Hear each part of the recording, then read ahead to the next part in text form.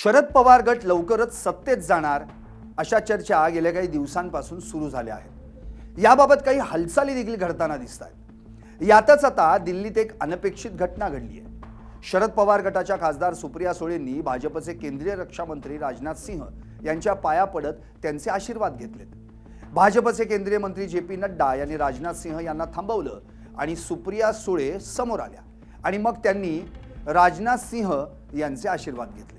त्यामुळे आता राजकीय वर्तुळात उलट-सुलट चर्चांना उधाण आलंय। सुप्रिया सुळेंनी भाजपचे नेते राजनाथ सिंह यांचे पाय का धरले असा प्रश्न आता निर्माण झालाय। त्यामुळे या व्हिडिओतून पाहूयात दिल्लीत नेमकं घडलंय काय, पाया पडण्याचा अर्थ काय, शरद पवारांची राष्ट्रवादी लवकरच एनडीए मध्ये जाणार का, सुप्रिया सुळे केंद्रात मंत्री होणार का।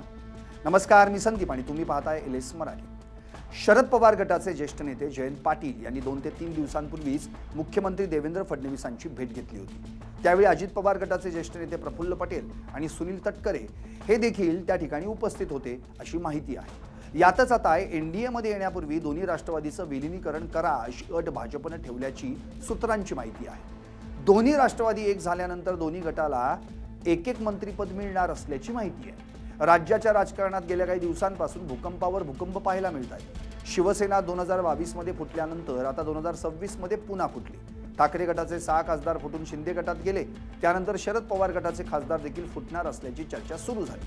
त्यामुळे शरद पवार सावध झाले। शरद पवार गटातील अनेक आमदार आणि खासदार सत्तेत चला म्हणून शरद पवारांकडे आग्रह धरत असल्याची चर्चा आहे। जर सत्तेत गेलो नाही तर पुढच्या 2029च्या निवडणुकीत पुन्हा निवडून येण्याची शक्यता कमी आहे असं मत काही नेत्यांचं आहे। जर पुन्हा ताकदीने निवडून यायचं असेल तर सत्ता आवश्यक आहे असं आमदारांनी म्हटल्याची माहिती आहे। त्यामुळे आता शरद पवारांनी सत्तेत जाण्याची हालचाली सुरू केल्याची चर्चा आहे। यातच दिल्लीत आज खासदार सुप्रिया सुळेंनी थेट भाजपचे वजनदार नेते मानले जाणारे केंद्रीय रक्षा मंत्री राजनाथ सिंह यांचे आशीर्वाद घेतले।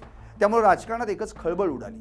संसदेच्या पावसाळी अधिवेशनाच्या पार्श्वभूमीवर केंद्र सरकारनं बोलावलेल्या सर्वपक्षीय बैठकीनंतर शरद पवार गटाच्या कार्याध्यक्षा आणि खासदार सुप्रिया सुळेंनी थेट भाजपचे ज्येष्ठ नेते आणि केंद्रीय संरक्षण मंत्री राजनाथ सिंह यांचे पाया पडून आशीर्वाद घेतले।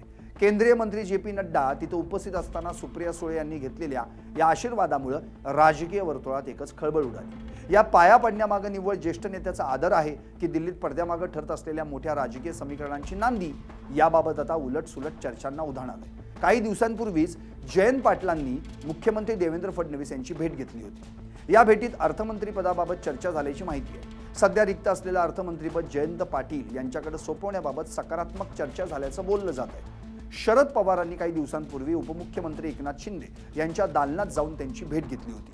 त्यानंतर जयंत पाटील आणि आमदार जितेंद्र आव्हाड यांनी गुरुवारी रात्री उपमुख्यमंत्री एकनाथ शिंदे यांची त्यांच्या नंदनवन या शासकीय निवासस्थानी भेट घेतली। त्यामुळे राज्यात लवकरच मोठा भूकंप होणार अशा चर्चांनी वेग धरला।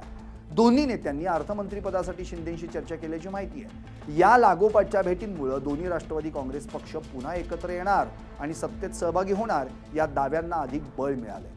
राज्यात सुरू असलेल्या राजकीय भेटीगाठी आणि सुप्रिया सुळेंनी राजनाथ सिंह यांचे घेतलेले आशीर्वाद, या सगळ्या गोष्टी पाहता राजकारणात लवकरच काहीतरी मोठं घडणार असं म्हटलं जातं। तुम्हाला काय वाटतं? शरद पवार गट सत्तेसोबत जाणार का? जर शरद पवार गटानं सत्तेची वाट धरली तर ठाकरेंच्या शिवसेनेचं काय होणार असाही प्रश्न निर्माण झालाय। ठाकरे देखील भाजपसोबत जुळून पुन्हा सत्तेत जातील का, की दोन्ही शिवसेना एक होतील? राज्यात फक्त विरोधात काँग्रेसच राहील का? कमेंट करून नक्की सांगा।